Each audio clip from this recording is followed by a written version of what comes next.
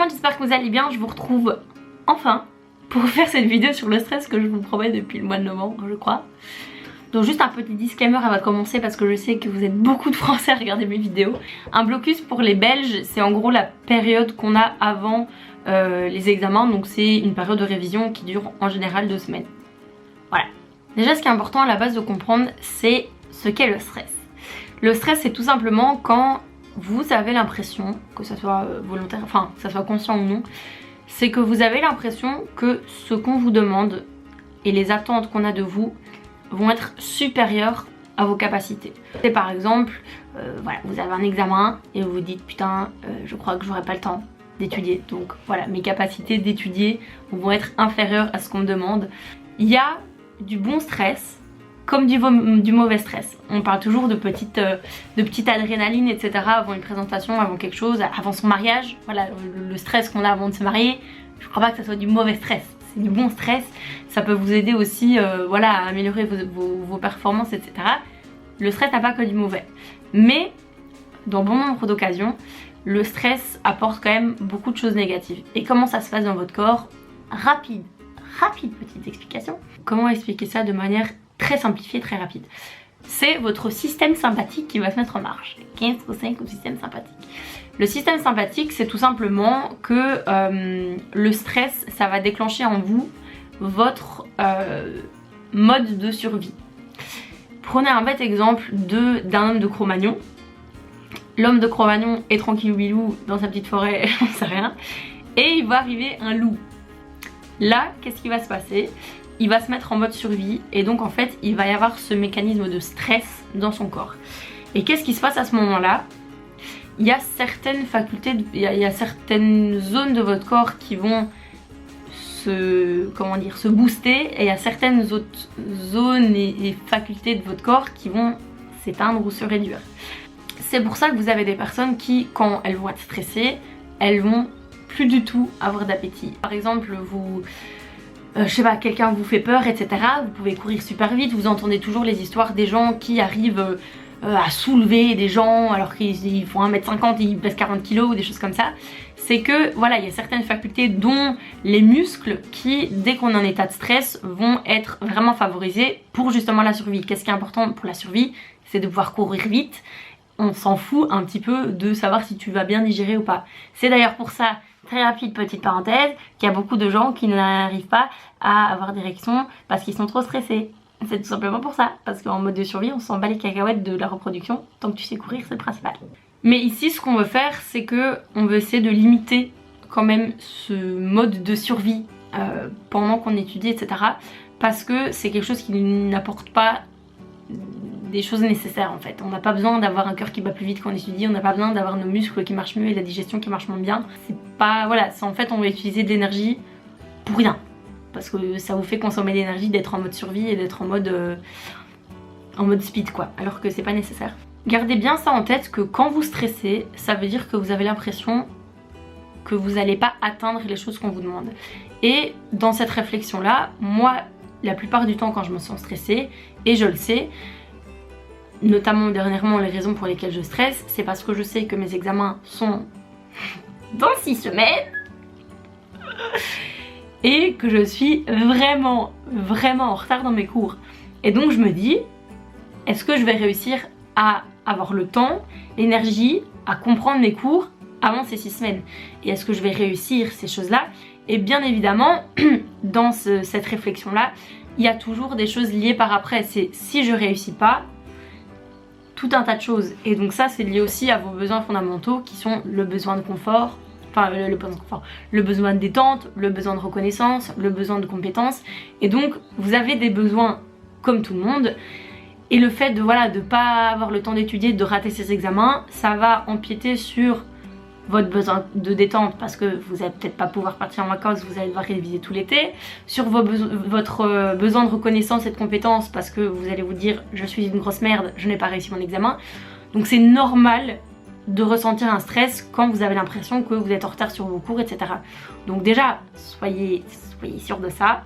C'est tout à fait normal et d'ailleurs tant mieux en fait que vous ressentiez ce stress parce que ça veut dire que vous êtes conscient d'un certain nombre de choses et que Voilà, ce stress c'est quand même censé vous pousser à vous bouger le cul. Donc pour commencer un petit peu dans mes petits conseils et les choses que j'ai à vous dire, si, tout comme moi, parce que du coup maintenant je peux parler en connaissance de cause, si vous êtes en retard dans vos révisions, dans toutes les choses que vous avez à faire, ça ne sert à rien de vous mettre dans des états pas possibles. Je veux dire, la situation est comme elle est.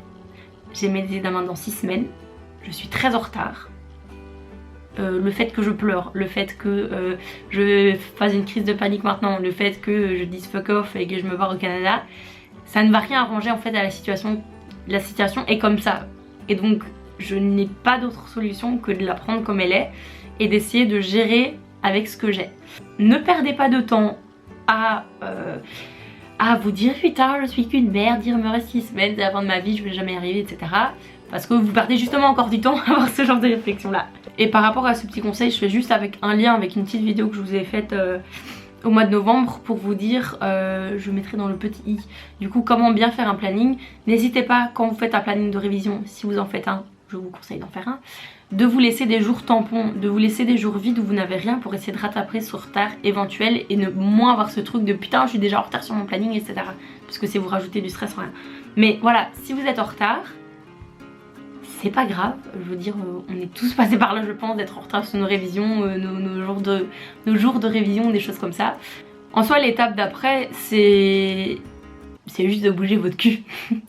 C'est juste de prendre des décisions et des actions à partir de ce que vous avez comme situation. Donc moi voilà, il me reste 6 semaines, demain c'est ma dernière soirée, après j'arrête, alléluia. Et à partir de demain, je bosse. À partir de demain, j'ai fait un espèce de planning de révision que je vais essayer de tenir. Encore une fois par rapport à ça, je vous l'avais dit dans la vidéo de révision, mais ne vous mettez pas non plus trop d'exigences avec trop de trucs précis à faire parce que si vous les faites pas, ça va vous rajouter du stress parce que vous allez vous dire j'ai pas su respecter ce que j'avais dit, je suis une grosse merde, etc. Il n'y a pas de secret. Si vous avez quelque chose à faire que vous n'avez pas encore fait et que vous devez faire, faites-le. À ce propos, c'est un peu contre-productif comme exemple, mais prenez du temps pour lire ce livre. Ça s'appelle Eat the Frog. Il est écrit en français, mais j'ai la version qui est écrite en anglais. Tout simplement, c'est un petit... Il est tout petit. C'est un livre en fait qui va vous parler de la procrastination. Ça sera pas plus facile plus tard, ça sera pas... voilà, justement, chaque minute, chaque jour qui passe, ça vous rajoute du stress parce que ça vous rapproche de la deadline de vos examens et de vos révisions, etc. Donc, allez-y petit à petit. Et je pourrais vous faire une vidéo si ça vous intéresse sur comment éviter de procrastiner. Mais si vous avez vraiment du mal à vous y mettre, mettez-vous-y. C'est le genre de phrase qu'on ne prononce jamais. Essayez de vous mettre devant votre travail et vous dire je fais cette tâche pendant 5 minutes. Et je vous promets, vous êtes peut-être l'exception qui confirme pas la règle, mais je vous promets qu'après 5 minutes vous allez vous dire bon bah je suis lancée, j'ai commencé, je vais continuer. Et donc c'est vrai que ça c'est quelque chose qui est assez intéressant. Si on a la flemme de dire je bosse 5 minutes, quand bien même vous bossez que 5 minutes, ça fera toujours 5 minutes de gagner. Mais voilà, une fois que vous êtes dedans, le plus compliqué c'est de s'y mettre. Après, vous savez très bien, hop là on est lancé, ça y va. Par rapport au stress aussi, ne demandez pas aux autres où ils en sont. Non. Parce que soit vos potes vont vous dire oh non mais moi ça va, je suis à jour dans mes synthèses, je suis à jour dans la matière, et vous allez juste vous sentir encore plus comme une merde incompétente et en retard. Soit vos potes sont aussi dans la merde que vous et vous allez les restresser eux encore plus, ou justement enfin voilà, ça va pas arranger votre cas de savoir que vous êtes tous dans la merde. Justement vous allez peut-être plutôt vous dire oh bah ça va, ils sont tous dans la merde comme moi, c'est pas très grave, alors que si. N'hésitez pas aussi à accepter vos sentiments. Je sais que les examens et les révisions c'est une période qui est vraiment hyper intense au niveau des émotions, etc. Faut accepter aussi les sentiments et les émotions par lesquelles vous passez, et le fait d'avoir des énormes pics de stress à certains moments, c'est totalement normal et on passe tous par là, et c'est normal que vous ayez des moments où vous pleuriez pendant vos blocus. Moi j'ai eu genre 2 crises de pleurs à mon blocus précédent, et c'est normal parce que et les profs sont les premières personnes à me le dire. Un blocus c'est pas une chose normale pour le corps humain, c'est pas normal d'être assis pendant 10 heures, C'est pas normal de lire et de forcer à retenir ton cerveau à retenir une telle quantité d'informations. C'est de rester enfermé et de pas beaucoup sortir, de pas avoir beaucoup tes besoins de détente qui sont remplis parce que justement t'as une priorité plus importante qui est d'étudier. C'est pas une période qui est normale et c'est pas une période qui est agréable. Et voilà, il faut que vous compreniez aussi que vous écoutiez votre corps et vos émotions. Et c'est normal à un moment de péter un câble, c'est normal de pleurer, c'est normal d'avoir des moments où vous dites que c'est la merde et que vous n'allez pas y arriver. Dans ce cas-là, n'hésitez vraiment pas à vous entourer de vos amis. Moi je sais que quand je vais bien, même quand je vais pas bien, mais quand je vais bien, j'aime bien envoyer des messages à mes potes le matin. Je sais que je faisais ça en janvier, où je faisais ouais oui bonne journée et tout, étudie bien, je pense à toi, on va réussir et tout. C'est hyper important d'avoir des petites motivations qui viennent aussi de l'extérieur et de pouvoir en donner à nos amis parce que ça a beaucoup de valeur. Mais je sais que moi aussi les 2 moments où j'ai eu des pétages de câbles, et je me rappelle la veille de mon dernier examen, j'ai failli tout abandonner. J'étais déjà bien engagée de mon petit burn-out et vraiment je n'en pouvais plus, que ça soit physiquement, moralement, mentalement. Rien n'allait plus, j'arrivais plus à étudier, j'arrivais plus à lire, j'arrivais plus à rester concentrée, enfin ça allait plus du tout. Et j'ai envoyé un vocal à une de mes potes et j'étais là genre, ma douce, ça ne va plus, je ne vais plus bien. Et donc n'hésitez pas non plus à vous aider avec vos amis parce que on est tous dans la même merde quoi. Je veux dire, on est tous dans le même bateau. Je crois que les révisions, bon c'est certainement plus facile pour certaines personnes que pour d'autres, mais ça n'a rien de chouette.